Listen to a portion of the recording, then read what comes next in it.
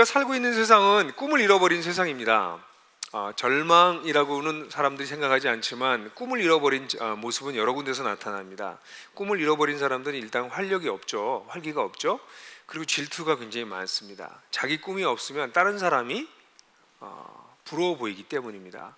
사실 한국 사회에 있는 분노는 이 공정성의 문제, 사회적인 문제를 풀지 못한 여러 가지 문제가 분명히 있지만 또 다른 문제는 한국 사회의 많은 사람들이 꿈을 잃어버렸기 때문입니다. 사실 이건 참 슬픈 일이죠. hopeless, 꿈이 없다. 아침에 눈을 떴는데 나는 오늘 뭘 해야 될지가 좀 감이 안 잡힌다. 오늘 사나마나 난 마찬가지다. 하룻밤 잠자리에 들 때 오늘도 뭐 별 볼 일 없었네. 그러면서 그냥 지쳐서 잠자리에 들어버리는 것. 이게 많은 사람들의 삶의 모습일지는 모르겠습니다. 저는 어쩌면 피할 수 없다고 생각해요. 근데 우리가 읽고 있는 베드로 사도의 글은 우리가 나그네인데도 불구하고 다른 종류의 삶을 살 수밖에 없다고, 다른 종류의 꿈을 꿀 수밖에 없다고 이야기하고 있어요. 참 놀라운 글이라고 저는 생각해요. 오히려 로마 제국 속에서 아주 든든한 삶의 여지를 가지고, 요새를 가지고 그렇게 부요함과 평안함과 안전함을 누리고 있는 사람들도 아닌 나그네인데도 불구하고 이들에게는 사도 베드로에 의하면 놀라운 거듭남이라는 선물, 종합 선물 세트가 주어졌다고 베드로는 얘기하고 있습니다. 이로 말미암아 우리들에게 산소망과 기업, 유산이 우리에게 주어졌고, 그것이 주 선물이라면 그 옆에 우리를 보호하시는 것, 우리 고난의 의미, 그리고 우리를 인정해 주시는 이런 선물이 있다는 것. 이 선물을 보고 너무나 놀라서 감격하고 또 이런 놀라운 일을 이루시는 하나님으로 인해서 역사의식을 갖지 않을 수가 없다. 이게 베드로 사도의 사실 고백이에요. 그러다 보니까 사람들은 이런 진리의 기초에서 꿈을 꿉니다. 새로운 소망이 생기고요. 그리고 자기 자신 속에 거룩이 이루어질 것이라고 하는 새로운 기대와 새로운 추구를 하는 꿈이 생기게 되는 거죠. 여러분, 그런 꿈이 생기면 당연히 새로운 삶이 만들어지는 거죠. 그래서 오늘 우리는 지난주에 걸쳐서 그런 꿈을 꾼다면 이러한 삶을 살 수밖에 없다는 이야기를 나누게 됩니다. 사실은 지난주에 여러분들하고 나눴지만 이것은 5개의 명령어로 이루어진 말씀들이에요. 그러니까 5개의 거듭남을 받은, 구원받은 사람, 거듭남이라고 하는 종합 선물 세트를 가진 사람들은 이렇게 살 수밖에 없다. 이렇게 살아라, 또 이렇게 살 수밖에 없다. 특징이면서 명령어이기도 한데요. 지난주에 그 2개를 꿈으로 살폈다면 오늘은 그 꿈이 어떻게 우리의 삶 속에서 이루어지는지 삶에 대한 이야기를 나누게 될 것입니다. 사실 여러분, 꿈과 몽상의 차이가 뭡니까? 몽상은 그냥 꾸고 마는 겁니다. 근데 꿈은 그 꿈에 진리의 기초에 있을 뿐 아니라 그 꿈을 위해서 대가를 지불함으로 말미암아 진짜 자기 거가 되는 것이죠. 저는 나들목교회 목회를 18년 하고 지금 물러 앉았지만 뒤로 내려 뭐라고 그러죠? 어쨌든 제가 놀고 있는 건 아닙니다. 그렇지만 제가 사역을 하면서 정말 기뻤던 게 뭔지 아세요? 성도들이 꿈을 꾸는 것이었습니다. 예수를 믿고 많은 분들이 저에게 와서 이렇게 얘기했습니다. 목사님, 잃어버렸던 꿈을 다시 찾고 있어요. 근데 그런 꿈을 꾼 것만이 아니라 적지 않은 사람들이 그 꿈을 사실 이루고 있습니다. 가정교회 목자가 된 것도 그 꿈을 이루고 사시는 모습이고요. 그게 아주 보편적인 우리, 공동체도 없고 홀로 살던 사람들이 이제 더불어 함께 사는 이 코로나 상황 속에서도 공동체를 누리고 살려고 하는 그런, 이건 굉장히 놀라운 꿈이죠. 아주 우리 나들목에서는 평범하지만 놀라운 일이죠. 여러분, 그냥 제가 그 얘기 여기서 하지 않고 싶어요. 너무 많아서, 꿈을 꾸고 그 꿈이 이루어지고 있는 영역이 너무 많아서, 뭐 빈민사역, 공동주거, 통일사역, 외국인사역, 뭐 이런 것으로부터 시작해서 자기의 삶의 현장에서 꿈을 꾸고 하나님 나라를 드러내려고 하는 일들이 실제로 일어나고 있잖아요. 저는 이것이 너무나 놀라운 일이라고 생각해요. 오늘 저는 그런 꿈, 우리의 꿈이 우리의 삶 속에서 어떻게 더 구체적으로 나타날 수 있는지에 대해서 베드로 사도가 제안하고 있는 바를 같이 나누고 싶습니다.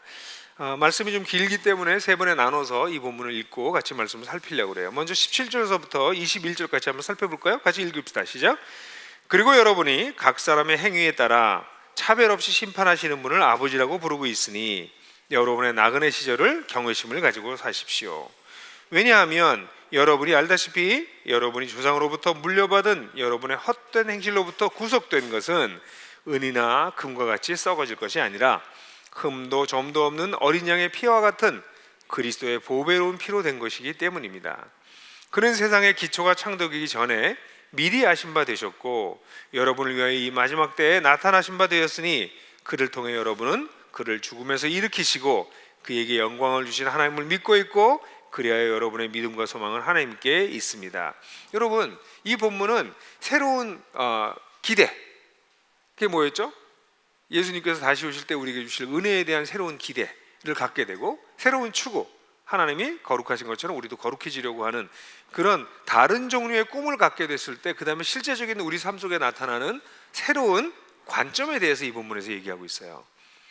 이 본문은 우리 자기 자신에 대해서 또 자기 정체성에 대해서 또 삶의 기준에 대해서 새로운 관점이 이제 생길 수밖에 없다라는 이야기를 해주고 있어요. 여러분, 이 본문을 보면 뭐라고 얘기하고 있습니까? 자신의 삶에 대해서 새로운 의식이 생겨나기 시작했습니다. 그게 뭡니까? 나그네의 삶입니다. 여기 보게 되면 나그네 시절을 경외심을 사십시오 이렇게 얘기하죠. 나그네, 내가 나그네다. 이 나그네라고 하는 단어는 우리가 1장 1절에서 나왔던 바로 임시 체류자다라는 생각을 하게 되는 거죠. 사실 우리가 이 하나님을 만나기 전까지는 우리가 사는 게 전부라고 생각되지 않습니까? 우리가 보는 세상이 전부라고 생각하고 살아요.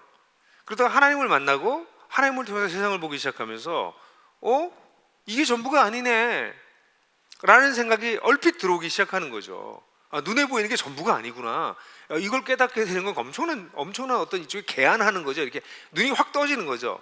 그리고 난 다음 내 인생을 보니까 나도 여기서 영원히 사는 사람이 아니라 내가 체류자구나, 나그네구나 라는 의식이 슬쩍 들어오는 거죠. 여러분, 이 의식이 들어왔다고 해서 그 나그네적 삶을 사는 건 아니에요. 왜냐하면 우리가 살고 있는 세상은 끊임없이 우리에게 나그네가 아니라 너를 보호하고 너를 안전하게 하고 너를 풍요롭게 할 수 있는 이 세상에서 살아. 이 세상에 요새를 짓고 네 성전을 짓고 네 집을 짓고 그 속에서 안전하고 행복하게 살아. 그렇게 살 수 있어 라고 얘기하는 게 세상이잖아요. 그런 세상에 둘러싸여 살지만 우리가 하나님을 만난 덕에 어느 순간 나그네구나, 내가 이 세상에 약간 체류하는 것이구나 라는 의식이 우리에게 쓱 들어오는 거죠. 그리고 난 다음에 이 의식이 깊어져 가는 것이 우리의 삶입니다. 그래서 우리에게 산 소망이 있다. 난 다른 종류의 소망을 가지고 살아간다. 이런 삶을 살게 되는 거죠. 나들목 교회를 시작하고 난 다음에 처음 했던 설교 중에서 우리 나들목에서 일종의 모뉴멘탈하다고 하는 기념비적인 꼭 기억해야 될 설교 중에 하나가 세상에서 가장 아름다운 여행이라는 설교였어요. 2001년 제가 2월 달인가 했던 설교 같아요. 근데 그때 우리가 나눴던 이야기가 우리 나들목 교회에 굉장히 중요한 이정표가 될 거라고는 생각하지는 못했어요. 그때 얘기했던 게 뭐였죠? 기억나시나요? 세상엔 두 가지 심리가 있는데 요새 심리와 장막 심리가 있다. 요새 심리는 바벨탑을 짓는 것처럼 자기를 지켜줄 수 있는 요새를 짓는 것이지만 장막 심리는 하나님의 인도를 따라 텐트를 지고 움직여가는, 머물러라 그러면 머물고 떠나라 그러면 떠나는 것이 장막 심리다. 그게 나들목 교회 전체에 영향을 끼쳤고 사실 우리들 모두의 인생에 영향을 끼쳤고 제 삶에도 아주 중요한 영향을 끼쳤죠. 여러분, 자신의 삶, 여러분 삶을 어떻게 생각하세요? 여러분 지금 살고 있는 그 삶이 전부라고 생각하세요? 얼마나 허무합니까? 얼마나 불안정합니까? 근데 내가 나그네구나 라는 걸 깨닫게 되는 거죠. 자신의 삶에 대한 새로운 관점이 생기는 거죠. 그래서 이 본문에는 여러분의 나그네 시절을 사는 동안 이렇게 얘기 나옵니다. 나그네 시절이라고 표현하는데 여러분, 이건 제가 때가 찼다 할 때 그 단어 카이로스라는 단어와 반대 개념이 크로노스라는 단어예요. 여러분, 흘러가는 시간, 그러니까 여러분이 나그네로 살아가는 그 흘러가는 시간 동안에 라는 얘기입니다. 제 아내가 정말 싫어하는 말인데 이 말 하면 쫓아낸다고 그러니까 오늘 제 아내가 이 시간에 설교를 안 듣고 있길 간절히 바래요. 근데 제가 가끔씩 이런 말을 해요. 여보, 이제 정말 얼마 안 남은 것 같아, 인생이. 이런 얘기하면 정말 싫어해요.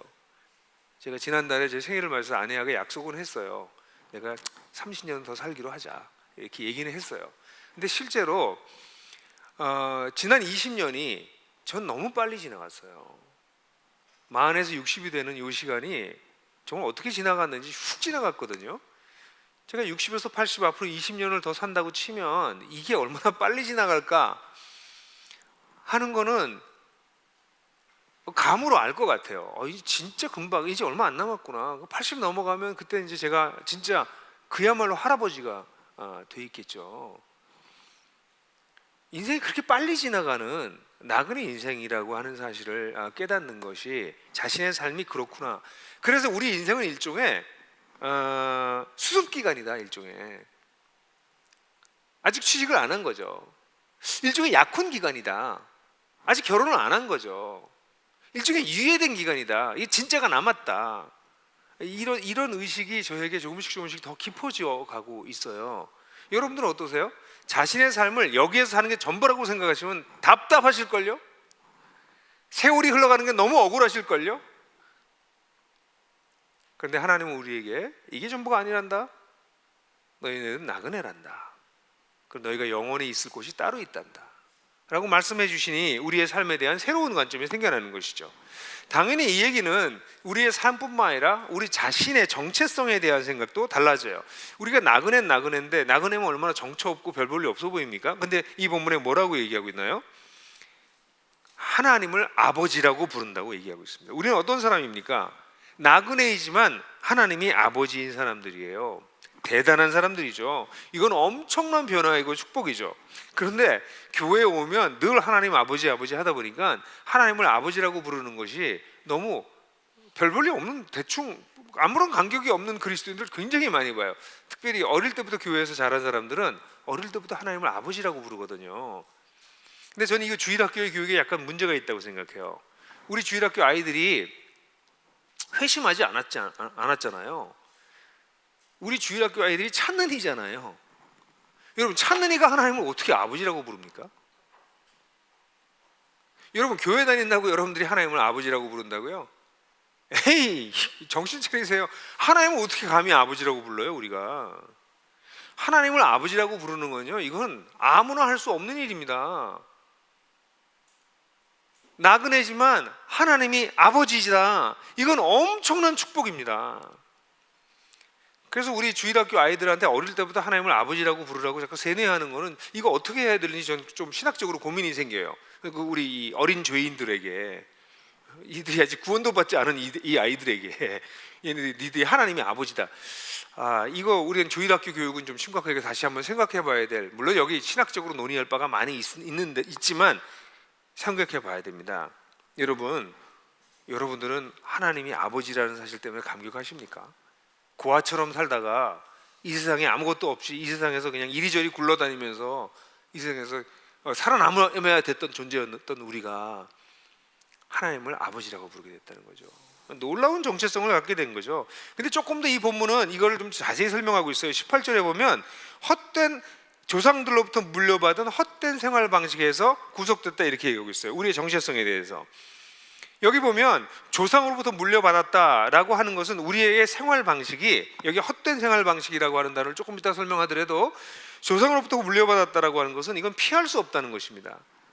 사람들이 이렇게 하는 것은 피할 수 없어요. 보편적인 겁니다. 우리가 모두 조상으로부터 물려받은 그런 허무함, 세상이 전부라고 생각하는 삶, 세상의 고아처럼 사는 삶, 내가 나를 지켜야 되는 삶, 내가 나를 책임져야 되는 삶, 그래서 세상의 흐름에 따라, 세상의 풍조에 따라, 세상의 기준에 맞춰서 아득바득 겨우겨우 살아가는 삶, 그거 어쩔 수 없는 삶이라는 것입니다. 조상부터 물려받은 이것이 헛된 생활 방식이라고 그래요. 이게 무의미한 허무한 생활 방식이라고 하는 거죠. 그래서 세상 사람들은, 저는 세상 사람들이 하나님 없이 허무한 것을 추구하고 어떻게 보면 뭐 저게 저렇게 중요할까? 그런 것에 거의 인생의 목을 메고 살아가는 것을 볼 때 저는 그분들이 너무 당연하다고 생각해요. 저도 하나님을 아버지로 섬기지 않았다면 세상 사람들보다 더하면 더하지, 덜하지 않게 세상을 추구하고 세상의 쾌락을 추구하고 그것을 못 얻으면 괴로워하고 그걸 얻기 위해서 온갖 방법을 다 쓰고, 아마 그러고 살았을 사람 중에 하나일걸요. 그런 능력이 없다면 스스로 자기 연민에 빠져서, 비교의식에 빠져서, 열등의식에 빠져서 세상을 저주하면서 냉소적이 돼서 그렇게 살아가는, 그 어쩔 수 없는, 그 어쩔 수 없다는 거예요. 그런 조상으로부터 물려받은 헛된 방식으로부터 우리가 어떻게 됐다고 얘기하냐면 구속됐다, 이렇게. 여기 구속이라는 단어를 제가 일부러 썼어요. 이 구속이라는 단어는 뭘 뜻하는 걸까요? 그 뒤에 보면 은과 금과 같은 썩어질 것이 아니라 구속된 것이, 이걸 이 단어가 설명해 주는 게 뭐라고 생각하세요? 이게 노예의 시장이에요. 여기 구속됐다는 건 해방됐다는 얘기입니다. 여러분, 노예들이 주인에게 매여 있잖아요. 근데 그 노예를 해방시키려면 어떻게 해야 돼요? 은과 금을 줘야 돼요. 랜섬, 몸값을 지불해 줘야 그 사람이 해방되는 겁니다. 그러니까 우리 모두는 하나님이 없는 세상, 세상의 가치, 세상의 사람들이 살아가는 삶의 원리, 여기에 종처럼 거기 구속돼 있었던 존재예요. arrested, 여기는 arrest라는 뜻이에요. 구속돼 있었던 사람이에요, 우리가. 근데 그런 우리들을 하나님께서 redeem, 구속, 이 구속은 다른 구속이죠. 해방시키셨다는 거죠. 근데 그게 뭘로 하셨다고요? 은과 금이 아니라 그리스도의 보배로운 피로, 그 아들의 피로 우리를 해방시키셨다. 이거 완전히 이루어진 것을 뜻하는 표현입니다. 우리를 구속하실 때 은과 금이라고 하는 것도 굉장히 고귀한 것인데 그것과 비교할 수 없는 무엇으로 우리를 해방시키셨다고요? 그리스도의 피로 우리를 해방시키셨다고요. 우리는 해방된 정체성을 가지고 있는 사람들입니다. 그러니까 해방되지 않은 사람들이 세상에 거기에 물려 있는 것은, 세상의 방식대로 살 수밖에 없는 것은 당연해요. 저는 그리스도인들이 세상 사람들을 손가락질을 할 수 있는 자격이 하나도 없다고 봐요. 우리가 거기서부터 해방된 것은 우리가 똑똑해서도 아니고 훌륭해서도 아니고 단지 그리스도의 피로, 그리스도의 고귀한 사랑으로 우리가 해방된 것이죠. 그래서 우리의 정체성은 나그네이지만 옛날에 피할 수 없는 세상의 가치관으로부터, 세상의 삶의 방식으로부터 해방된, 어떤 대가를 지불해서 그리스도의 피라고 하는 그리스도의 고귀한 보배로운 피의 대가를 지불하고서 해방된 새로운 존재라는 거죠. 여러분 자신을 그렇게 생각하세요? 실제로 많은 그리스도인들이 자기가 그리스도 안에서 새로운 존재가 되었다라고 하는 사실에 대해서 그걸 기억하지 않습니다. 그래서 끊임없이 자기는 세상에서 뭔가 기준에 못 미치는 사람, 그 딴 사람이랑 비교하고 있으니까 기준점이 밖에 있거든요. 그러니까 딴 사람이랑 비교하면 나보다 잘난 사람이 너무 많고, 나보다 잘 사는 사람이 너무나 많고, 나보다 유복한 사람이 너무 많고, 그러니까 나는 늘 그거랑 비교하면서 불행해야 하는 것이죠. 또 이렇게 보면 딴 사람들은 왜 이렇게 똑똑한 사람이 많은지, 왜 이렇게 이쁜 사람이 많은지, 왜 이렇게 특출난 사람들이 많은데 나는 그냥 별 볼 일 없고 평범해, 그냥 오디너리해 아주. 그 사람 전부 다 디프레스 빠져 있어요. 사람들은 막 재밌게 사는 것 같아. 나 혼자 외로운 사람인 것 같아. 여러분, 풍성한 삶의 기초에서 여러분들에게 하나님께서 하신, 그리스도 안에서 하신 일이 뭐라고 얘기합니까? 그리스도 안에서 우리는 완벽히 하나님에 의해서 받아들여졌다. 우리는 세상 사람과 비교할 필요가 없다. 하나님이 완전히 받아준 사람이다. 우리는 그리스도 안에서 특별한 존재다. 우리는 세상 사람들이랑 뭐 이런 거죠. 하나님이 나를 특별하게 만드셨다. 나는 혼자가 아니라 나는 그리스도 안에서 새로운 공동체에 속했다. 이게 다 뭐예요? 이건 새로운 정체성과 관련된 것입니다. 근데 얼마나 많은 그리스도인들이 이런 정체성을 가지고 사는 것이 아니라 세상에서 준 방법을 가지고, 참 너는 찌질하다, 네 삶은 참 찌질하다, 넌 이 루저 같다 라는 소리에 끌려가는 것이죠.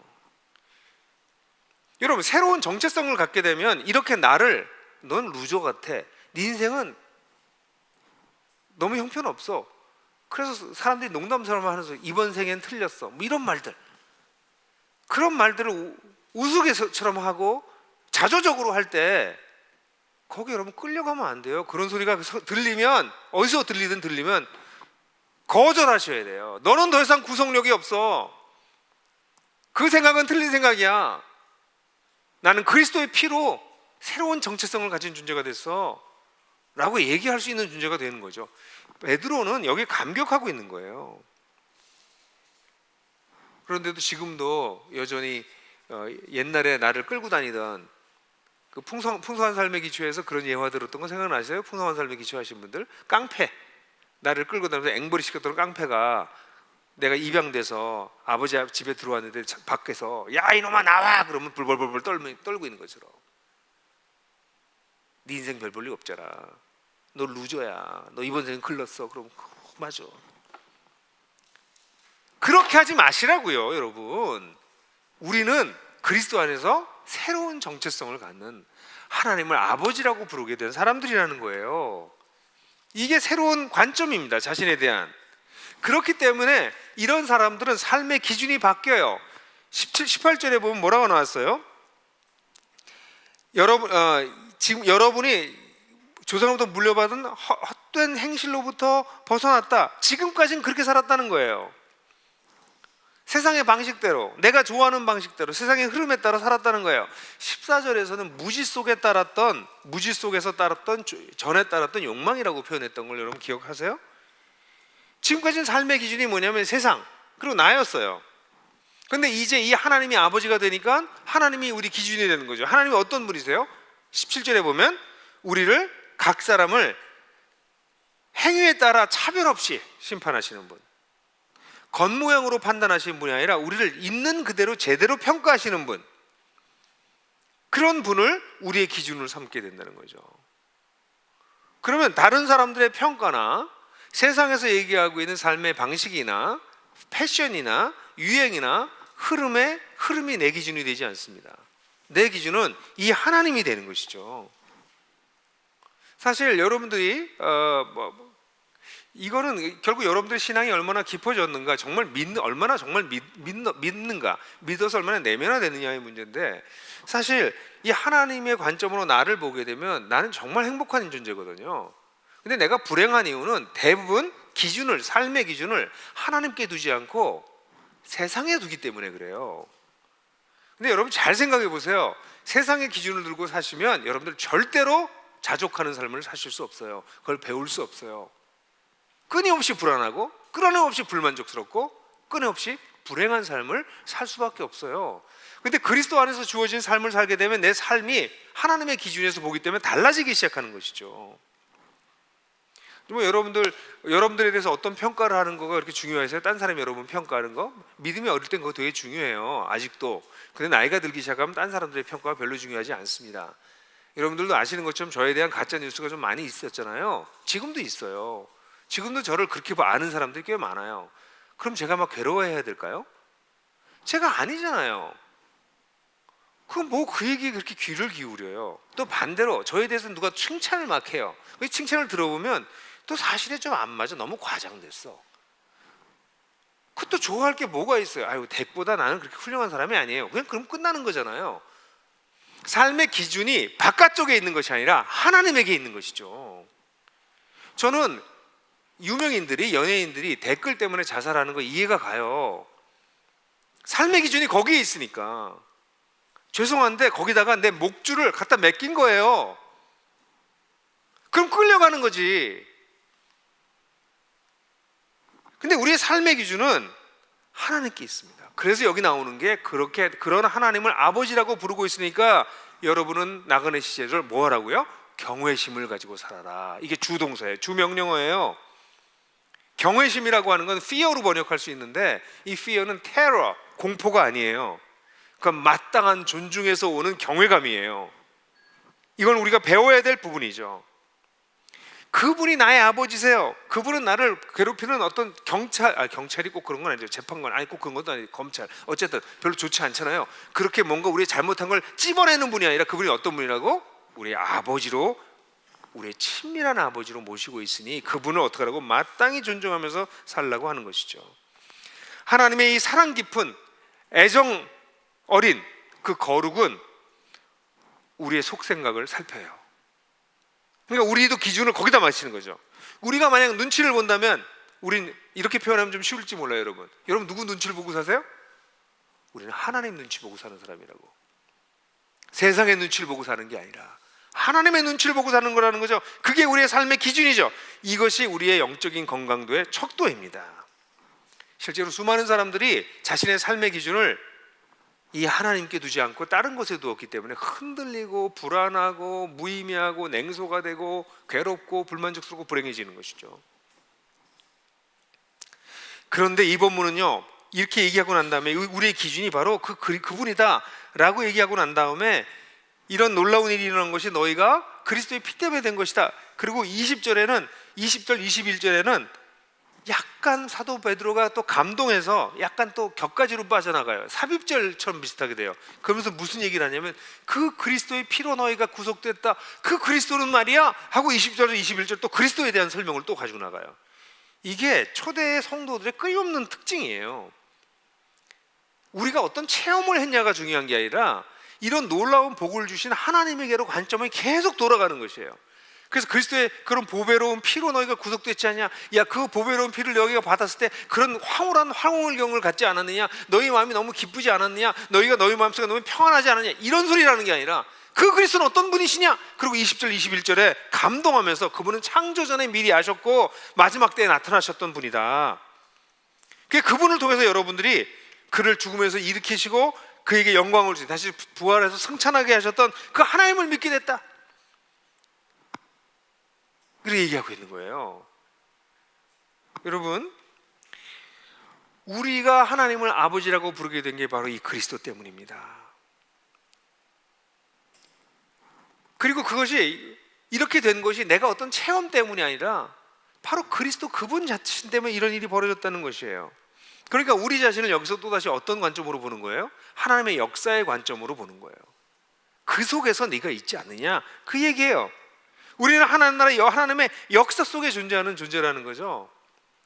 저는 오늘날 우리 그리스도인들이 이 진리를 빨리 많이 아셨으면 좋겠다고 생각해요. 끊임없이 자가용화된, 자기 내면화된 그런 기독교가 아니라 하나의 역사를 이끌어 가시는 하나님, 그 하나님을 통해서 내가 하나님을 알게 됐고 이 자리에 이르게 됐고, 그래서 이 구절의 맨 끝은 모르고 어떻게 끝나냐면요, 그리하여 여러분의 믿음은 믿음과 소망을 하나님께 있습니다. 이게 뭘까요? 그분이 하나님이 믿음과 소망이 그분께 있다. 우리의 절대적 기준이 되신다는 것이에요. 사실 우리의 삶은요, 하나님과의 관계에 대한 논리적 결과예요. 내 삶이 어떤가? 그건 여러분들이 하나님과 어떤 관계를 가지고 있느냐에 너무도 논리적이고 합리적인 결과예요. 하나님과 진정한 관계를 갖기 시작하면 그분을 통해서 그분이 하신 일을 알아가기 시작하고, 그분이 하신 일을 알아가기 시작하면 내 인생에 대한 새로운 시각과 전망이 생기고 새로운 꿈이 생기고, 그래서 나에 대해서 새로운 관점이 생기는 거예요. 나의 삶에 대해서, 나의 정체성에 대해서, 내 삶의 기준에 대해서 다 새로운 관점들이 형성되는 거죠. 그래서 그 관점을 가지고 살아가면 어떻게 안 변해요? 안 변하는 게 신기한 거죠. 여러분, 안 변하는 게 신기한 거예요. 저는 수많은 목회자들조차도 저하고 얘기하면서 목회자들이 가지고 있는 큰 어려움 중에 하나가, 제가 최근에도 만났던 한 아주 오래된 제 친구인데, 목사님인데 목회 참 잘하신 목사님이에요. 근데 저한테 그러더라고요. 김 목사, 정말 사람이 변해? 이렇게 얘기하더라고요. 저 깜짝 놀랐어요. 아니 27년을 한 교회에서 목회한 목사가 27년 목회하고 난 다음에 저에게, 야, 저거 목사, 저거 사람이 변해? 이렇게 물어보더라고요. 여러분, 저는 반대로 얘기하고 있어요. 어떻게 사람이 안 변해? 우리 속에 새로운 관점이 생겼는데, 이런 새로운 관점이 우리를 이끌기 시작하는데 변하지 않는 거는 그게 이상한 거죠. 여러분, 이런 새로운 관점이 우리에게 주어졌다고 얘기하고 있어요, 사도 베드로는. 근데 이러한 새로운 관점만 주어진 것이 아니라 이제는 이런 새로운 관점에서 가장 큰 변화가 일어나는 게 새로운 관계가 형성되기 시작한다는 거예요. 그게 22절부터 25절까지입니다. 같이 한번 읽어볼까요? 시작. 여러분은 진리에 순종함으로 영혼을 정결하게 하여 위선적이지 않은 형제 사랑에 이르렀으니 마음으로 뜨겁게 서로 사랑하십시오. 여러분은 썩을 씨가 아니라 썩지 않을 씨로 거듭났으니 이는 살아있고 항상 존재하는 하나님의 말씀입니다. 왜냐하면 주님의 말씀은 영원히 왜냐하면 모든 육체는 풀과 같고 모든 영광은 풀의 꽃과 같다. 풀은 마르고 꽃은 떨어지지만 주님의 말씀은 영원히 항상 존재한다고 했기 때문입니다. 이것이 여러분에게 복음으로 전해진 바로 그 말씀입니다. 여러분, 나그네들의 삶의 어떤 표지가 여기 나타나요. 뭐라고 나왔어요? 첫 번째, 다시 또 반복해. 베드로도 그렇고 바울도 그렇고요, 끊임없이 다시 반복하는 내용이 이거예요. 진리의 순종함으로 영혼을 정결하게 되어서, 이렇게 얘기하고 있어요. 나그네들의 첫 번째 표지는 진리로 순종함으로 영혼이 정결하게 되었다. 이것도 완료형이에요. 아까 완료적 표현이에요. 아까 얘기했던 구속됐다, 해방됐다라고 하는 단어도 이미 다 끝난 얘기를 얘기하고 있고, 여기서도 정결하게 되었다 이렇게 얘기하고 있는 거죠. 여러분, 여기 앉아 계신 분들, 우리 지금 유튜브로 이거 보고 계신 분들, 나는 정결한 사람이다, 이렇게, 너 정결한 사람이니? 손 들어보세요. 여러분, 손 들 사람. 적어도 이 방에는 한두 분이 겨우 조심스럽게 듣다가 눈을 맞추고서 크게 들었어요. 여러분들이 무슨 정결하기는 정결하지 않지. 정결하게 되었다, 이게 수동태예요. 이게 뭐예요? 하나님이 여러분들 정결하게 보신다는 거예요. 뭐 해서? 진리에 순종함으로. 진리가 뭐예요? 예수 그리스도께서 우리에게 보여주신, 예수 그리스도 그 자신, 예수께서 하신 일, 이 진리에 우리가 순종함으로 우리가 어떻게 됐어요? 하나님께서 보실 때 우리를 정결하게 보기 시작했다고요. 이럴 때 이제 우리 성도들이 다 같이 모였으면 뭐 이런 감탄사가 나와야 되는 거예요. 우리 같은 사람이 정결하게 되다니, 우리 같은 사람을 하나님이 정결하게 보시다니, 와, 이거예요. 이게 나그네들이 갖고 있는 삶의 표지가 우리 자신이 완벽히 이루었다는 것이 아니라 하나님이 우리를 정결하게 보기 시작하셨다는 거예요. 이게 정체성의 중요성입니다. 베드로와 모든 사도들이 끊임없이 회귀하는 진리가 우리 속에서 일어난 변화가 아니라요, 하나님께서 하신 일이에요. 그래서 진리의 순종함으로 우리가 정결하게 되었다. 이게 나그네들의 첫 번째 표지인데, 그거는 사실 하나님께서 보신 거잖아요. 그러니까 하나님의 관점에서 그렇다는 거잖아요. 그러니까 이게 사실은 표지가 되기가 어렵죠. 근데 만약 그렇게 됐기 때문에 그 다음에 나타나는 일이 뭐냐면, 정결하게 해서 위선적이지 않은 형제 사랑에 이르렀다라고 얘기하고 있어요. 이게 나그네들의, 진정한 하나님 나라의 나그네들의 삶의 표지입니다. 여기 위선적이지 않은, 이걸 꾸밈이 없는 이렇게 표현할 수 있지만, 이 단어는 위선이라는 단어에 부정어가 붙여져 있기 때문에 제가 일부러 위선적이지 않은 이렇게 표현했어요. 여러분, 위선적이지 않은 게 뭐죠? 우리 나들목에서 자주 얘기하는 진실한이라는 단어예요. 우리가 위선적이지 않은 사랑에 이르게 됐다는 거예요. 이거는 결과이기도 목적이기도 해요. 진리의 순종함으로 영혼을 정결하게 되어서 꾸밈 없이 서로 사랑하기 위해서 그렇게 됐다, 이렇게 표현할 수도 있고, 그렇게 되었다, 꾸밈 없이 사랑하게 되었다, 이 둘 다 있어요. 여기에는 이게 우리들의 표지입니다. 표지면서 목표이기도 하죠. 하나님을 아버지로 모시게 되면 그 다음에 우리가 나타나는 표지가 뭐예요? 형제를 사랑하게 되는 것이에요. 참 재미있는 거는 베드로도 이걸 이렇게 하려고 한 것 같지는 않은데요, 조금 전에 우리가 읽었던 우리 21절은 어떻게 끝났어요? 그리하여 여러분의 믿음과 소망은 하나님께 있습니다, 이렇게 끝났죠. 그리고 나면 22절에 여기가 진리에 이렇게 이르렀으니까 형제를 사랑해라. 믿음, 소망, 사랑이라고 하는 게 이렇게 같이 연결돼서 나오는 게 여러분들 보이시지 않으세요? 여러분, 우리들은 어떤 사람들이에요? 우리는 위선적이지 않은, 그래도 진실한, 솔직한 그런 사랑을 하게 된 사람들이에요. 그렇지 않습니까? 아니, 저는 예수를 안 믿었으면 사람들 그렇게 진실하게 사랑 안 했을 것 같은데, 저는 끊임없이 교활하게 이러진 않았지만 적어도 나의 이익을 늘 계산하면서 사람들을 만났을 것 같은데요. 제가 믿음이 어릴 때도 그랬는데요. 근데 믿음이 점점 성장하면서는 많이 달라졌지만, 더 많이 달라지고 있지만, 그래서 예수를 믿게 되면 사람들을 좀씩 사랑해야 된다, 사랑하고 싶다, 이런 생각이 들지 않으시나요? 얼마나 놀라운 변화가 우리에게 일어났습니까? 아니, 적어도 이런 건 있잖아요. 우리가 이렇게 사랑을 많이 아는 것 같지는 않아도 내가 저 사람 사랑해야 되는데 사랑하지 못해서 약간 부대끼진 않으세요? 이러면 안 되는데, 저 사람 더 사랑해야 돼, 그 부대끼는 마음이라도 있지 않으세요? 저놈은 죽었어, 이런 마음은 갖지는 않잖아요, 우리가. 예? 이거 얼마나 놀라운 변화예요. 우리가 하나님 안 믿었으면 쟤는 쳐다보지도 않아. 실제로 교회 다니는 많은 사람들이 이런 얘기를 하는 거 제가 들었어요. 내가 세상에서는 다시 쳐다보지도 않을 사람들하고 같이 살고 있어요. 하나님을 몰랐으면 다시 쳐다보지도 않을 사람이다, 이렇게 표현하는데, 자기는 사람들이 쳐다볼 것 같아요? 다 비슷비슷한 사람들이, 세상에서 맡으면 서로 쳐다보지 않고 살 사람이지. 근데 우리가 사랑하기에 이르렀잖아요. 형제 사랑에 이르렀다는 거예요. 이런 안타까움도 없다면 조금 걱정을 하셔야 됩니다, 여러분. 나에게 누구를 사랑하는 마음이 전혀 없다 그러면 그건 조금 고민해 보셔야 돼요. 사실 하나님의 사랑을 받았기 때문에 우리가 이웃을 사랑하고 누군가를 사랑하는 것이 점점 확대되는 건데요. 그게 크리스천 라이프인데, 하나님을 사랑하는 것이 확대되는 건 잘 안 보여도 사람들을 사랑하는 건 확대되는 게 보여요. 내가 하나님을 향한 사랑이, 사람들에 대한 사랑이 확대되고 심화되지 않으면 하나님과의 관계도 깊어지지 않고 있다라고 보시면 거의 맞아요. 딱 맞는 건 아니지만 다른 이유도 있을 수 있기 때문에, 근데 거의 맞아요. 그래서 일단 이게 나그네들의 삶의 표지예요. 우리는 진리에 순종해서 정결하게 됨으로 말미암아 사람들을 위선하지 않고 진실하게 사랑하는 데 이르렀다는 거예요.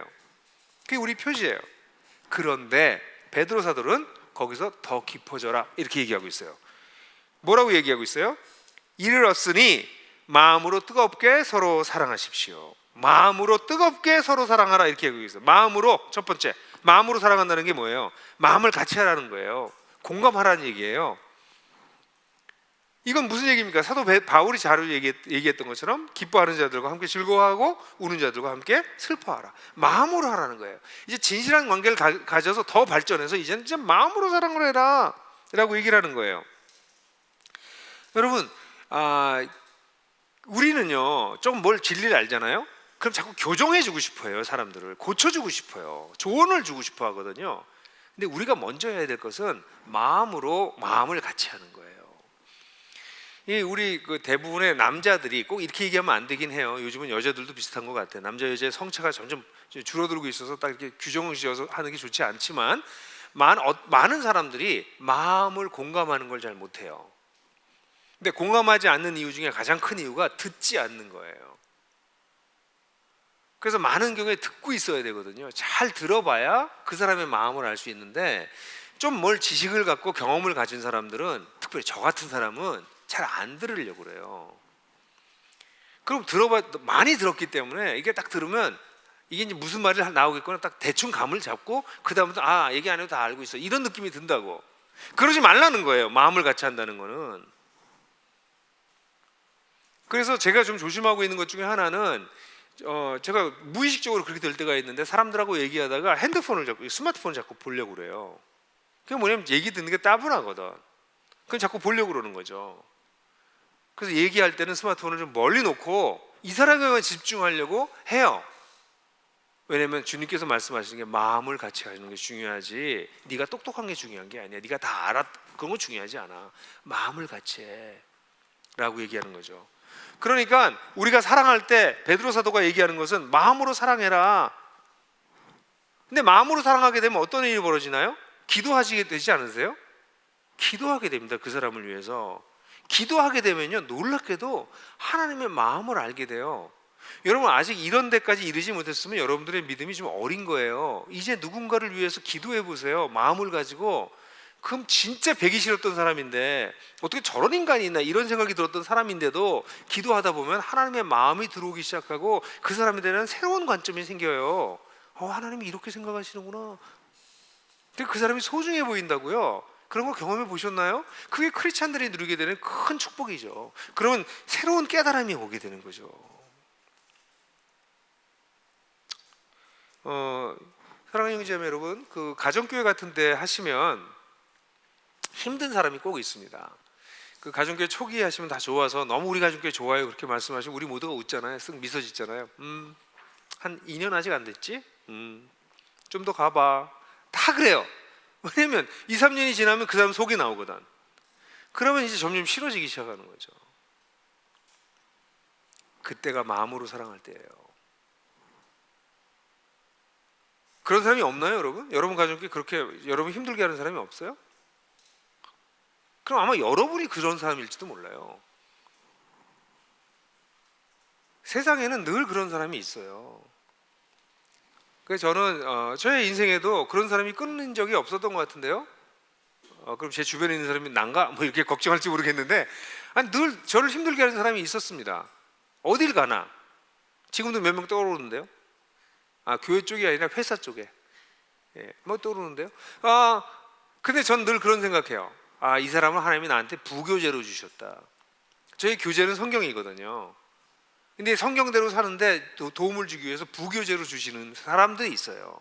그러니까 누군가 나를 힘들게 하는 사람이 나타나면 또 새로운 부교재가 왔군. 이렇게 생각하는 훈련을 하고는 있어요. 여러분, 마음으로 사랑하라고 얘기를 해요. 첫 번째, 이거 우리 배워나가야 될 부분인 것 같아요.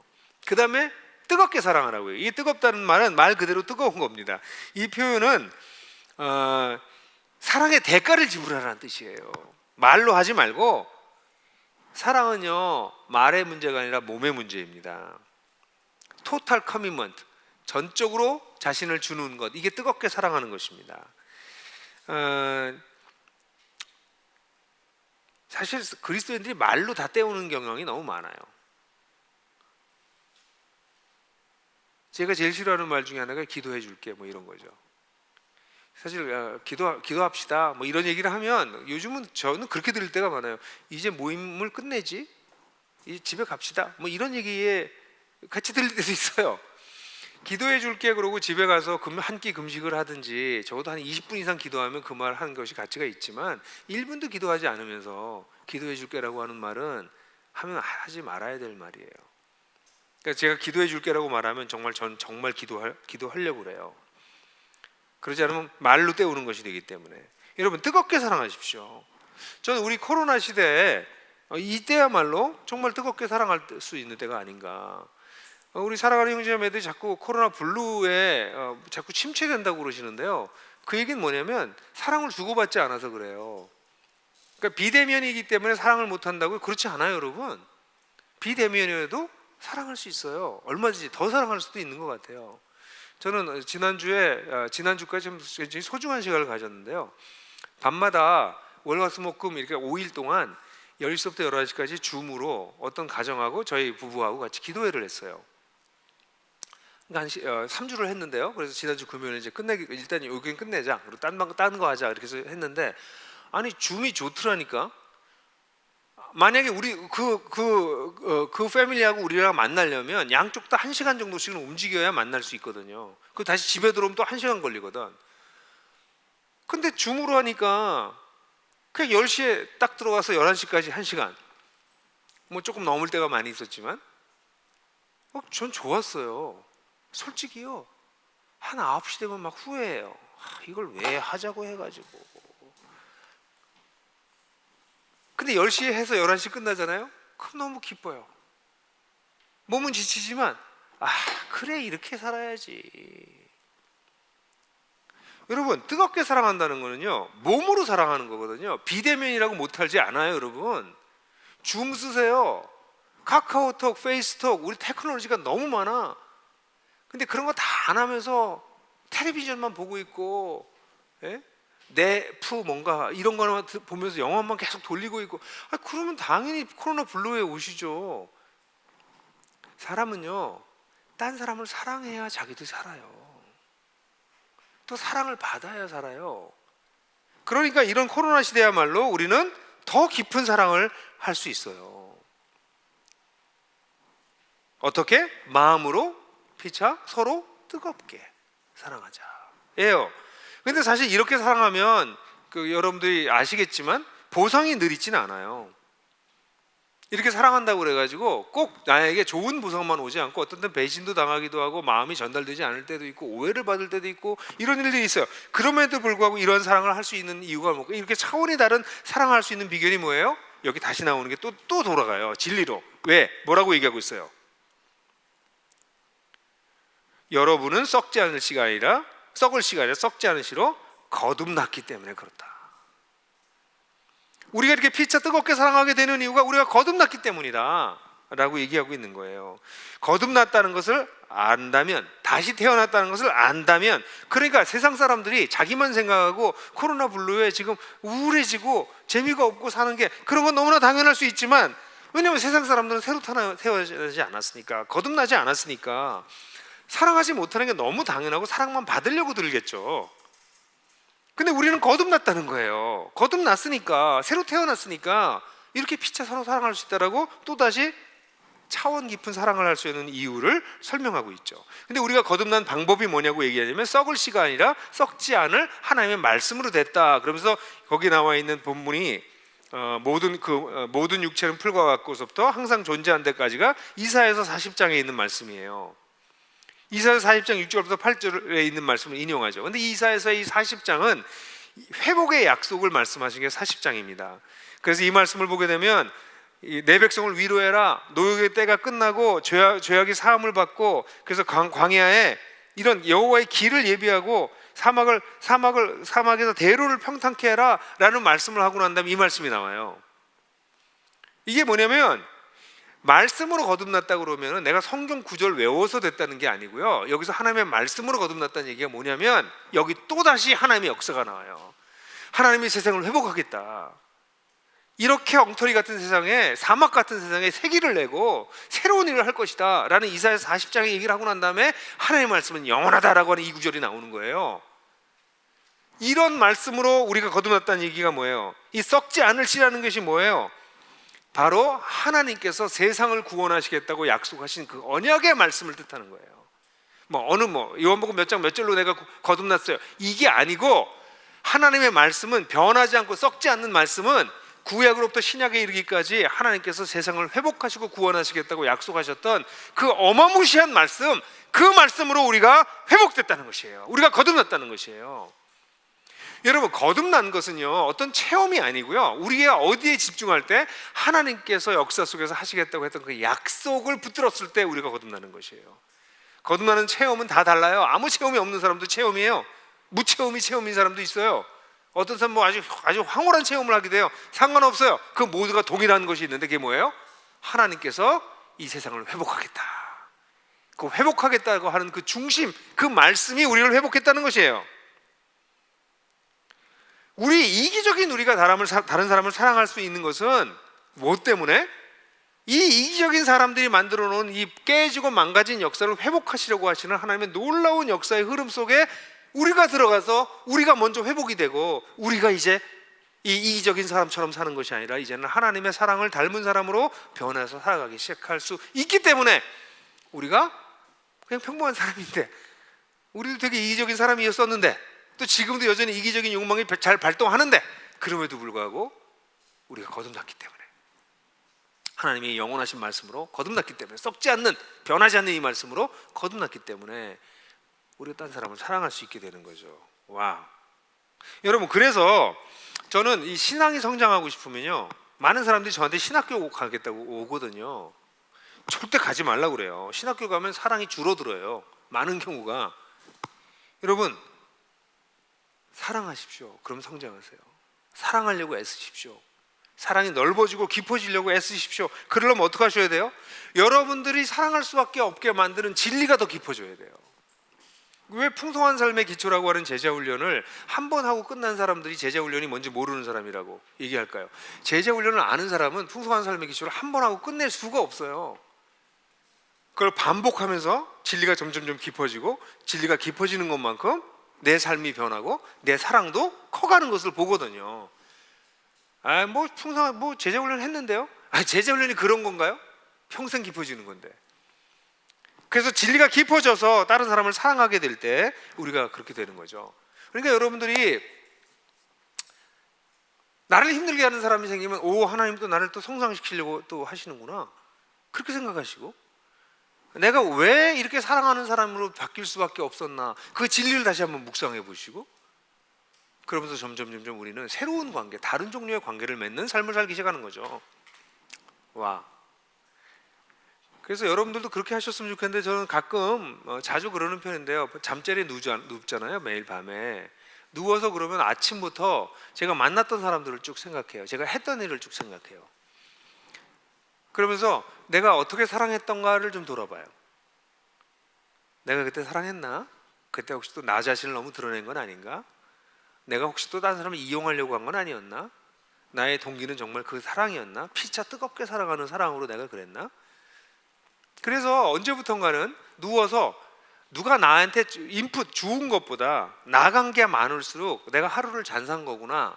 그러니까 만약에 우리 가계부를 적는다면 마이너스가 난 인생을 사는 게 잘 사는 거구나 라는 생각이 들기 시작하더라고요. 야, 인생 참 놀랍다.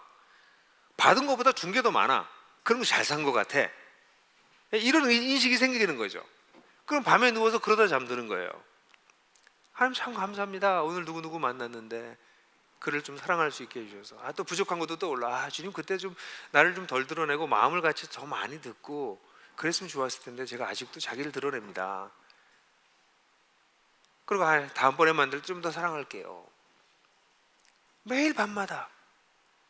왜냐하면 하나님은 우리가 새로운 관계를 가지고 살게 하셨기 때문에. 그게 새로운 삶을 사는 사람들의 두 번째 특징이라고 말할 수 있어요. 자, 마지막으로는 그렇다면 이렇게 사는 힘이 어디서 올까요 도대체? 아니 그 무슨 힘으로 그렇게 산대 그 사람들은? 이렇게 얘기할지 모르는데 바로 새로운 에너지원에 대해서 1절부터 3절까지 2장 1절부터 3절까지 말씀해 주세요. 같이 읽을까요? 시작. 그러므로 여러분은 모든 악의와 모든 기만과 위선과 시기와 모든 험담을 벗어버리고 갓난 아이들처럼 영적이며 순수한 젖을 갈망하십시오. 그리하면 그로 말미암아 여러분이 구원에 이르도록 자라게 될 것입니다. 여러분은 주님이 인자하시다는 사실을 맛보았습니다. 여러분 여기 보면 새로운 에너지원이 우리에게 주어져요. 하나님이 이 일을 이런 성장을 우리에게 시키시겠다고 얘기해요. 여기 하나님이라는 단어가 확 안 나타나지만요. 2절에 보면 구원에 이르도록 자라게 될 것입니다. 이 자라나게 될 것입니다. 자라나집니다. 이거 수동태예요. 자라나집니다. 자라십시오 이게 아니라 자라나집니다. 우리말로 번역하기 좀 안 되는 번역이지만 그렇게 왜 그럴까요? 제가 밤낮 얘기하죠. 왜 이 수동태가 중요해? be 플러스 pp 그 뒤에 뭐가 있어요? by. 하나님이 뒤에 계세요. 그러니까 누가 우리를 자라게 하세요? 하나님이 우리를 자라게 하세요. 그걸 어떻게 하기 위해서? 구원에 이르도록. 우린 너무나도 잘 알죠. 우리의 구원이 어떻게 된다고? 완성될 날이 있다고. 그 구원이 완성되도록 하나님께서 뭘 하고 계세요? 우리를 자라나게 하고 계세요. 사랑하지 못하는 우리가, 자기 자신만 드러내려고 하는 우리가, 세상의 방식을 따라 살고 있었던 우리가 하나님의 방식을 따라 살게 되고, 자신을 드러내기보다는 정말 하나님을 드러내고 공공의 유익을 생각하게 되고, 그리고 사랑하지 못하던 사람들이 딴 사람을 사랑하고 손해보는 것이 오히려 기뻐지게 되는 이런 변화를 일으키시는 분이 누구라고요? 하나님이 이걸 하신다고. 하나님이 우리를 성장하게 하신다고요. 지금 이 유튜브를 보시면서 흥분하는 분이 몇 분 보이는 것 같아. 내 기분에 놀랍지 않습니까?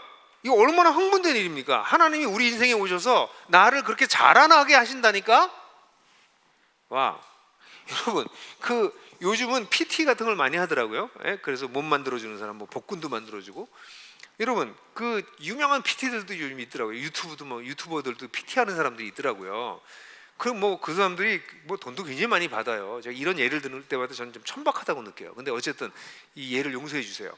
근데 만약에 여러분들이 어떤 사람이 그 아주 유명한 PT가 와서 내가 몸을 당신 만들어 줄게요. 나랑 한 석 달만 운동합시다. 그러면 배에 왕자가 생길 거고요. 제가 몸 완전히 싹 이 슬림 핏으로 입을 수 있게 해줄게요. 이렇게 누가 했다고 그러세요. 그럼 여러분 얼마나 좋겠어요. 막 카톡에다 막 쓸 걸. 야, 누구 있잖아. 그 사람이 나를 무료로 3개월 동안 몸을 만들어 준대. 예? 실제로 이 사람들이 몸 만들어요. 저도 여기 그 왕자가 속에 있어요. 뭘로 덮였긴 했는데 속에 있어요. 운동 열심히 해가지고 하면 만들어지더라고요. 진짜 막 슬림핏 쫙 되고. 예? 그런 PT들이 정말 훌륭해요. 그런 사람도 올라와요. 근데 그런 사람이 와서 날 도와서 1대1로 붙어서 하겠다면 얼마나 기쁘겠어요? 여러분, 하나님이 바로 그런 분이에요. 여러분들한테 여러분의 구원에 이르도록 여러분을 성장시키겠다는 바로 하나님이십니다. 우리를 전인격적으로 성장시키겠다고. 그래서 구원에 이르게 하시겠다고. 그래서 하나님의 큰 역사 속에 동참시키겠다고. 그냥 이리저리 발길 닿는 대로 다니는 나그네가 아니라 하나님의 뜻을 따라 살아가는 그런 나그네로 하나님을 드러내게 하시겠다고. 그런 구원을 온전하게 하나님께서 우리에게 이루시겠다고. 우리가 성장하길 원하는 건요, 우리 자신보다 하나님이 더 원하세요. 우리 아이들이 정말 우리가 잘 성장하길 바라잖아요. 우리 부모가 되면 아이들이야 성장하는 게 뭔지 모르잖아요. 근데 부모들이 얘가 좀 잘 컸으면 좋겠다 이런 생각하잖아요. 똑같아. 우리 하나님이 간절히 우리가 그렇게 성장하길 바라세요.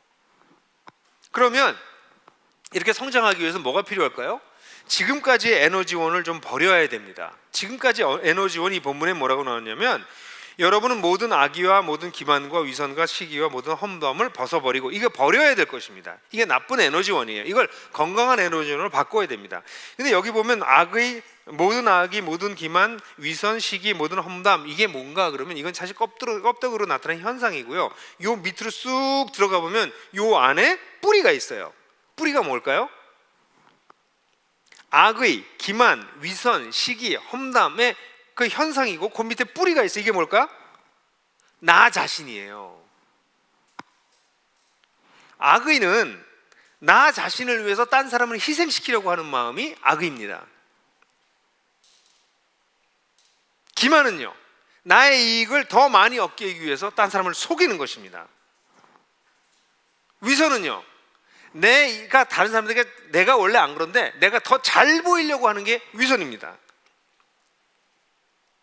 시기는요, 나보다 잘된 사람이 배가 아픈 겁니다.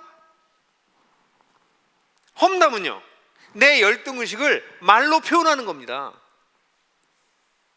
전부 자기랑 관련돼 있어요. 사람들이 지금까지 어떻게 사냐면요, 이걸로 살아요. 나 자신에 대한 관심으로 살아요. 그래서 사람들이 악한 마음도 들고 악의도 생기고, 여기 나오는 것처럼 기만, 속이고 위선하고 질투하고 뒤에서 험담하고. 왜 그러냐면 그게 전부 자기중심적으로 살아서 그래요. 내가 너무 중요하니까. 이렇게 살아왔음을 깨달으셔야 됩니다. 이걸 벗어버리셔야 돼. 그게 힘이야. 사실요, 여러분들 과거에 그런 경험이 있는지 모르겠어요. 다른 사람 험담하잖아요. 그럼 쾌감이 있어요. 뒤에서 누구 뒷담화하면. 그게 그래서 직장인들은 술안주라고 그러잖아요. 직장 상사들 씹는 거 쾌감이 있으니까 그렇게 하는 거예요. 다른 사람 싹 속아 넘기는 거 위선. 사실 크리스찬인으로 오래 살게 되면 이런 부분에서 점점 멀어져서 이 구체적인 예를 들기 좀 어려울지도 모르겠어요. 근데 사실은 대부분의 사람들은 이게 겉으로 나오는 단어들은 굉장히 좀 싫은 단어고 나는 안 그래 그렇겠지만 뿌리로 들어가 보면 이게 아주 세련된 모습으로 나타나고 있을걸요. 그 힘으로 살지 마시라는 거예요. 그게 에너지원이 되면 안 돼요. 그걸 벗어버리셔야 돼요. 우리는 어떤 사람이기 때문에 이미 진리에 순종함으로 깨끗하게 된 사람들이에요. 정결케 된 사람들이에요. 새로운 정체성을 가진 사람들이에요. 근데 옛날 걸로 자꾸 돌아가려고 하면 어떻게 해야 될까요? 역겨야 해야 돼요. 여러분, 역겨야 해야 돼요. 여기 벗어버리라고 하는 단어는 이 베드로만 쓰는 게 아니고요, 바울도 쓰고 히브리서 기자도 쓰고 야고보서에도 나오기 때문에 이 초대교회 성도들이 이게 어디서 배운 건지 모르겠어요. 예수님이 벗어버리라는 표현을 쓰신 적은 많지 않거든요. 근데 이 초대교회 성도들이 같이 가지고 있는 이제 공통의 어떤 이미지예요. 벗어버려야 된다, 이 표현이. 여러분, 이건 이렇게 생각하시면 돼요. 그냥 역겨우면 벗어버리거든요. 옛날에요, 우리 대중목욕탕, 요즘은 뭐 코로나 때문에도 그렇지만 옛날에는 대중목욕탕 있고 집에서 샤워를 못했어요. 저희 때는. 그 대중목욕탕 가면 우리 하숙생 친구들이 빨래 잘 못하니까 한 일주일 동안 이제 입고 있다가 이제 가서 빨래하려고 이제 속옷 그걸 입고 간다고요. 근데 이제 가면 목욕탕에 꼭 써 있는 게 있어요. 빨래 금지.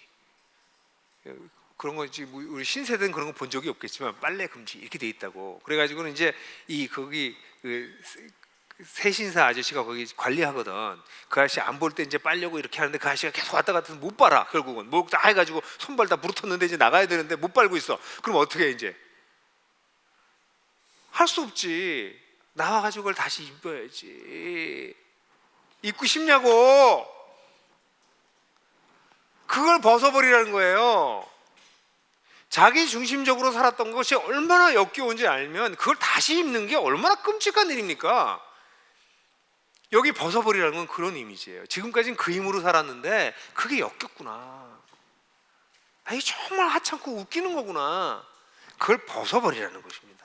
여러분, 많은 사람이 성장하지 못하는 이유가요, 벗어버려야 될 걸 벗어버리지 않고 옛날의 그 맛을 가지고 계속 사는 거예요. 약간 속여 넘기는 것, 약간 블러핑하는 것, 자기를 이렇게 허풍으로 쫙 좋게 보이는 것, 딴 사람이랑 비교하면서 시기하는 것, 뒤에서 뒷담화하는 것, 그러다 결정적인 악한 마음도 막 나오는 이런 것들을 가지고 살아왔던 것을 알고 그걸 벗어버리셔야 된다는 거예요. 성장하지 못하는 것은 그걸 계속 유지하기 때문입니다. 그렇다면 이걸 벗어버리고 나면 그럼 에너지원이 어디 있냐고. 새로운 에너지원이 있다는 거예요. 여기에 거기 뭐라고 했어요? 순수하고 신령한 젖을 사모해라. 이 순수하고 신령한 젖은 바로 앞장 1장 뒷부분에 나왔던 영원한 하나님의 말씀이에요. 하나님에 대한 진리. 이 큐티라고 하는 거가 참 좀 그런 게 너무 본문에 한두 구절만 가지고 보려고 그래요. 큐티는 성경 전체 속에 있는 그 본문을 묵상하면서 하나님의 전체 계획을 보고 그 속에서 나를 향하신 뜻을 알아가는 것으로 가야 됩니다. 물론 초기에는 그런 게 보이지 않으니까, 또 교회에서 너무 이 하나님의 전체 그림을 안 보여주니까 약속의 말씀만 찾아가지고 다니는데, 물론 안 하는 것보다 그것도 좋지만 우리 나들목의 성도들 정도라면 하나님께서 이 역사 속에서 이 본문이 뭘 의미하나, 그 나에겐 뭘 의미하나, 이렇게 묵상하고 그 말씀으로 사는 것이죠. 주일날 공동체에 선포되는 말씀도 굉장히 중요하죠. 근데 재미있는 것은 벗어버리라고 그랬으면 입어라 라는 단어가 나오는 것이 평범한 대조고, 바울 같은 경우에는 벗고 입으라는 표현을 많이 썼는데, 베드로 사도는 입으라는 얘기를 하지 않고 더 구체적으로 뭐 하라고요? 갈망하라 그래요. 여기 이 단어는 이 갈망하라라고 표현하는 게 딱 맞는 표현입니다.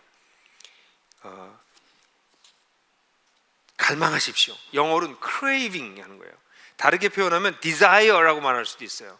이 단어는 이 17절에 과거의 욕망이라고 하는 단어가 명사였다면, 이 명사의 동사형이 나와요. 그러니까 욕망하다는 뜻이야. 예? 막 찾는 거야. 이게 이 단어예요. 갓난 아이들이 젖을 사모하는 것처럼 그렇게 갈망하는 것을 뜻하는 것이죠. 수많은 사람들이 성장하지 못하는 이유가 아까 얘기한 것처럼 잘못된 에너지원을 그냥 유지하고 있기 때문이고, 또 하나는 새로운 에너지원을 받아들이지 않아서 그래요. 하나님의 말씀을 갈망하지 않아서입니다. 말씀을 갈망하는 습관이 있어야 됩니다. 여러분, 이 몸이 바뀌면요, 음식도 땡기는 게 달라집니다. 실제로 여러분들 이 다이어트를 하고 몸을 만들어서 몇 달 동안 식단을 조절해서 음식을 먹고 나면 짠 거 매운 걸 먹으면 이 혀랑 이런 데가 막 힘들어해요. 그리고 옛날에 좋았던 걸 먹으면 부대낍니다. 오히려 옛날에 안 먹었던 아주 건강한 것들을 몸이 찾고 그걸 먹으면 몸이 좋아한다는 걸 느껴요. 일종의 이와 비슷하게 우리도 새로운 에너지원이 우리를 지배하는 법을 배울 수 있도록 훈련하시는 것이 필요하다는 것이죠. 여러분, 여러분 성장하지 않으시는 분요 100% 제가 얘기할 수 있어요. 여러분 말씀 속에 깊이 안 들어가세요. 일주일 내내 설교 안 들으세요. 말씀을 안 읽으세요. 그리고 세상에 있는 텔레비전만, 쓸데없는 미디어만 계속 보고 계세요. 그거 계속 쫓아다닌다고 해서 여러분들 영혼이 변화되고 사람이 달라지고 깊어지던가요? 잘 보세요. 그거 벗어버려야 될 것과 관련된 때가 많아요. 그런데 하나님의 말씀을 깊이 사모하고 그 말씀 속에 침잠하고 그 말씀을 통해 나를 비춰보는 일들이 없으면 사람이 어떻게 성장할까요? 성장하지 못합니다. 제 자신을 보면, 제 자신이 대학 때 말씀 묵상하는 걸 배웠거든요. 그때는 말씀 묵상이 뭔지 가르치는 책도 없었고요. 그냥 아무것도 없는 상태에서 제가 살아야 되니까 말씀을 묵상했어요. 근데 말씀을 묵상하면서 그걸 노트에 적으면서 저는 이 우주 속에서 제 자리를 찾아가기 시작했어요. 그건 정말 대단한 일이야. 말씀을 묵상하다 보니까 이 거대한 우주 속에 내 자리가 점점 보이기 시작하는 거죠. 하나님과 관계가 맺어지고, 그뿐만 아니라 내 주변이 다르게 보이기 시작하는 거죠. 아, 이런 거구나 세상이 막 눈이 열리기 시작하는 거죠. 말씀을 통해서 위로를 받을 때도 있었고, 말씀을 통해서 책망을 받을 때도 있었고, 저는 저 개인적으로는 말씀이 없었다면 오늘 저는 이 자리에 없었을 거예요. 실제로 윌로크릭이라고 하는 미국의 큰 교회가 통계 조사를 해봤는데 그리스도인의 성장의 가장 중요한 요인이 말씀이었습니다. 제가 오늘 설교하는 설교를 들으시면서도 좀 남의 얘기 같다 그렇게 생각하시는 분들은 거의 100% 말씀을 crave, 그 신령한 젖을 사모하고 있지 않으실 거예요. 어쩌면 드라마를 더 사모하고 계실지 몰라요. 그냥 저녁에 뭐 소맥이나 먹는 거, 치킨 시켜서 그걸 더 크레이브 하실지 몰라요. 그럼 여러분들은 어쩔 수 없이 옛날의 삶의 방식으로 다시 돌아가실 수밖에 없어요. 정결케 됐다 할지라도. 그 옛날에 그 지저분한 옷을 다시 껴입는 거죠. 그러고 사는 거지. 그렇게 하지 마세요. 이 본문에서 뭐라고 얘기하냐면 이런 걸 사모하라고 얘기하고 있어요. 사랑하는 형제자매 여러분,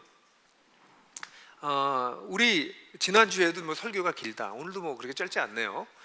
설교 길다 그래요. 근데 여러분 일주일에 한 번 설교 듣는 거예요.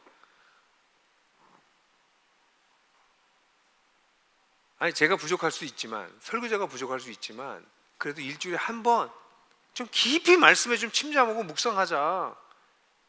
얼마나 소중한 일입니까? 그렇지 않고 여러분 어떻게 이 세상을 사시려고 그러세요? 그냥 마음이나 위로해주는 이삽신부 자리 들으면서 예화나 많아가지고 그냥 들으면서 재밌는 얘기 듣고 그 여러분 변하냐고요? 진리를 알아야 변한다고요. 실제로 저는 너무나 도전받는 거는, 우리 이번에 코로나로 인해서 막 어렵다고 하지만 많은 교회, 가정교회들이 오히려 말씀에 더 깊이 들어가서, 그래서 풍삼기를 다시 놓기를 하기도 하고 풍삼초를 다시 하기도 하고, 어떤 가정교회는 필사를 또 하기 시작하더라고요. 성경 쓰기 시작하더라고요. 우리 나들목교에서 잘 안 하던 거였거든요. 근데 필사도 막 하고, 다양한 방법으로 말씀으로 돌아가고 있는 이것은 너무나 멋있는 모습이죠. 가정교회가 지쳐서 점점 힘이 없는 걸 잘 보세요. 삶으로 말씀 읽기도 깊이 안 해요. 피상적으로 해요. 그 말씀이 나의 삶에 어떤 영향을 끼치는지에 대해서 진지하게 하나님 앞에서 그 은혜를 나누고 같이 고민을 나눈다면, 삶으로 말씀 읽기만 가지고도 삶이 엄청나게 변화되거든요. 그래서 사랑하는 형제자매 여러분, 그게 우리의 에너지원이라니까. 그게 우리의 신령한 젖이라니까요. 그걸 놓치시면 안 됩니다. 근데 여기는 그 신령한 젖이라고 그래요. 젖. 여러분, 젖은 언제 먹나요? 아무 때나 먹는 거예요. 시간 정해놓고 먹는 게 아니고요. 애기들은요, 젖을 아무 때나 먹어요. 하나님의 말씀은 아무 때나 드셔야 됩니다. 정기적으로도 드시지만 아무 때나 드셔야 돼요.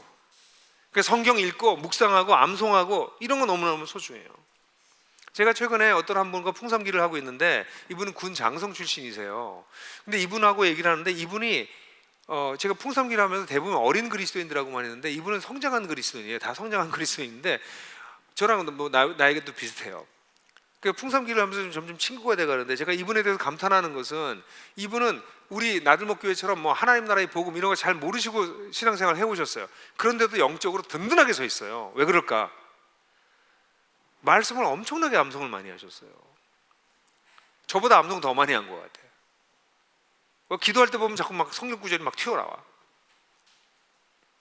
진짜 자신의 삶을 멋지게 산 군인으로, 이런 고넬료 같은 군인이 있구나, 약간 감동받고 있어요. 근데 그분의 삶의 핵심은 말씀에 있습니다. 그리고 하나님께서 또 저랑 만나서 또 하나님 나라에서 깊이 같이 이야기 나누고, 이걸 또 어떻게 이제 우리 나머지 인생에 이 말씀을 가지고 뭐 군을 섬길 것인가, 또 교회를 섬길까, 이런 얘기 같이 막 하는데 너무 좋아요. 그래서 풍삼기 하는 시간이 하루에 한 번 할 때 3시간씩 하는데 몸은 지치는데 너무 좋아요. 사랑하는 형제자매 여러분, 하나님이 PT가 되셨어도 성장하지 않는 사람들이 있어요. 여러분, 하나님이 여러분의 퍼스널 트레이너예요. 근데 성장하지 않는 사람들 왜 성장하지 않을까요?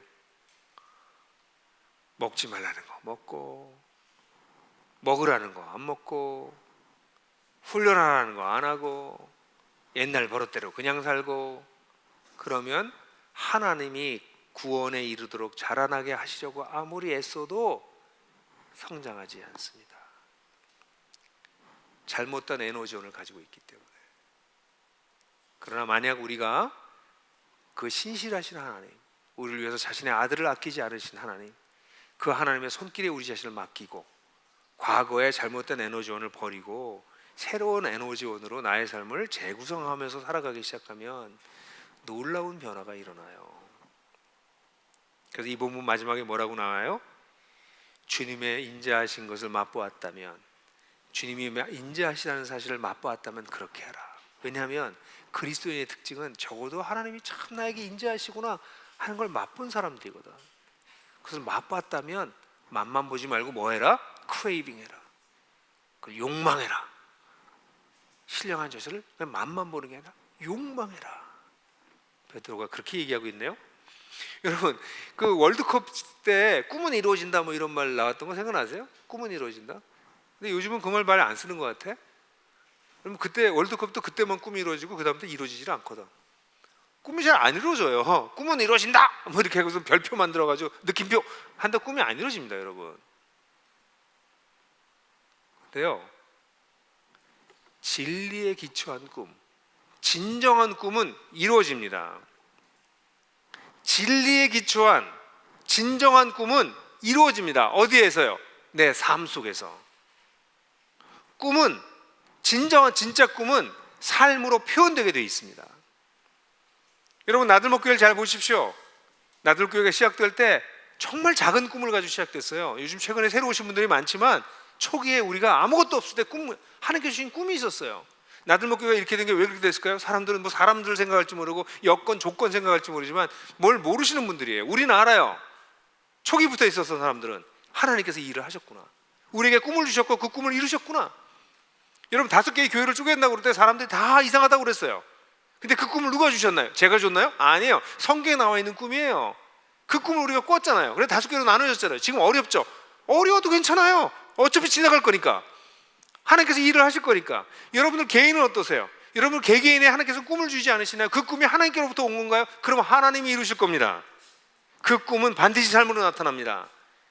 그게 우리가 예수를 따르는 맛이고 예수를 따르는 축복입니다. 비록 우리의 삶이 변변찮아 보여도, 보잘것없어 보여도 그분이 아시고 내가 살아야 될 삶의 몫이 있고 누가 인정해 주지 않아도 그분을 경외함으로 새로운 관점을 가지고 새로운 관계 속에서 새로운 에너지원으로 살아가는 거. 이거 멋지지 않습니까, 여러분? 이런 놀라운 멋진 삶을 여러분과 제가 우리에게 나머지 주어진 인생 기간 동안 하루하루 꾸준하게 같이 걸어갈 수 있게 되기를 주님의 이름으로 축복합니다. 제가 같이 1분 동안 침묵하면서 하나님께서 우리에게 주신 말씀을 묵상하도록 하겠습니다.